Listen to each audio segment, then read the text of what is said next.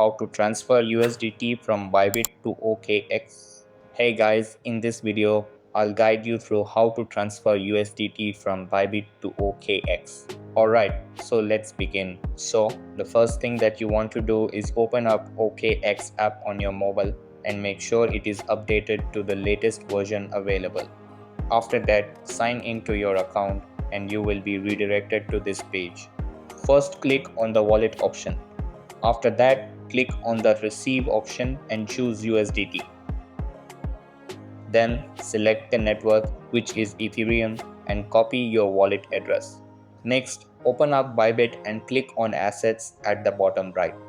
Over here, click on the withdraw option and search for USDT. Then paste your copied address and select the ERC20 network. Make sure to start with a test amount around $2 to $5, and once received, you can transfer a larger amount. So that's basically how you can transfer USDT from Bybit to OKX. So that's all for this video. Consider subscribing if you find it helpful, and I'll see you in the next one.